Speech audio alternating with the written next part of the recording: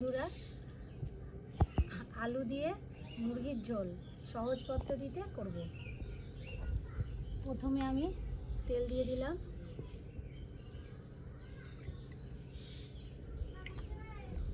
দুটো গোটা তেজপাতা, পরে আমি পেঁয়াজ কেটে রেখেছি, পেঁয়াজটা দিয়ে দিব।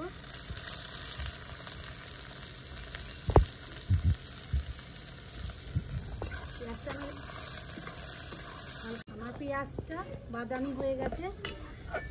এবার এর মধ্যে আমি সব মশলাগুলো দিয়ে দিব।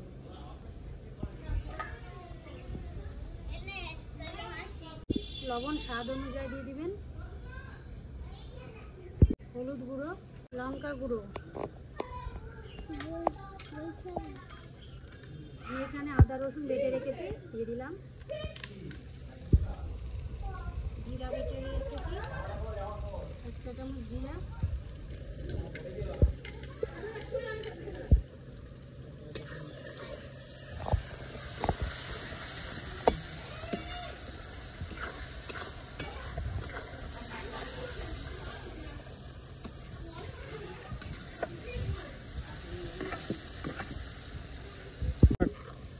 মশলা আমার কষানো হয়ে গেছে, এবার আমি মাংসটা দিয়ে দেব।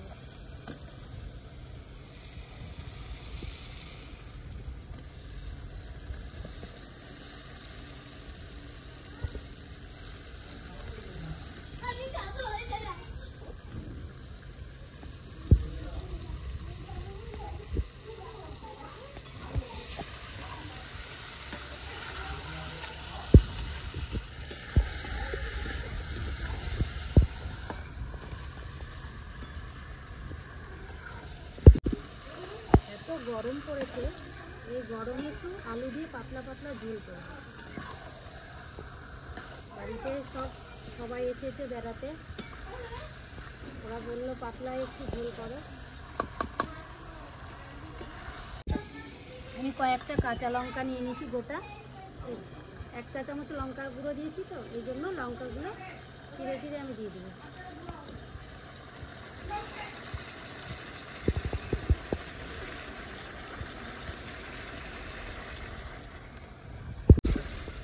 ক্যামেরাম্যান ভিডিও করতে গিয়ে তাহলে হাসবে কি করে, তাই না বল? মাংসটা আমার প্রায় কষা হয়ে আসছে, মশলাটা দিয়ে আস্তে আস্তে তেল ছাড়ছে।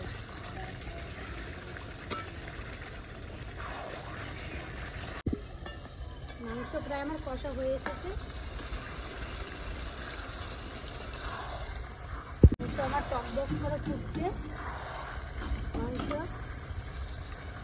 প্রায় কষা হয়ে গেছে, দেখুন কি সুন্দর কালার এসেছে। আপনারা বাড়িতে এইভাবে রান্না করে খাবেন।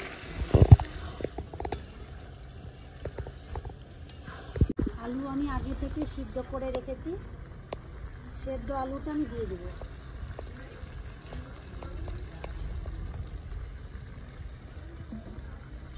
আলুটার সাথে একটু নাড়াচাড়া করে এর মধ্যে জল দিয়ে দিই, ঢেলে দেবো।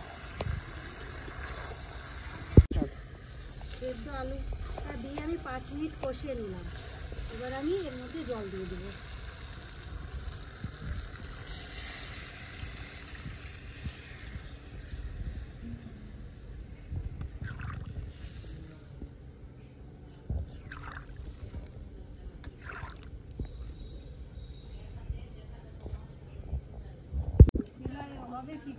আমার মাংস রান্না হয়ে গেছে,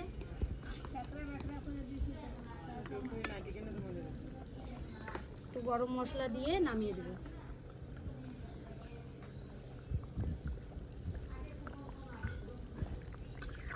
5 মিনিট ফুটিয়ে নামিয়ে দেবো। আমার মুরগির ঝোল রেডি। আপনাদের ভালো লাগলে এইভাবে রান্না করে খাবেন, লাইক ও কমেন্ট করে দেবেন।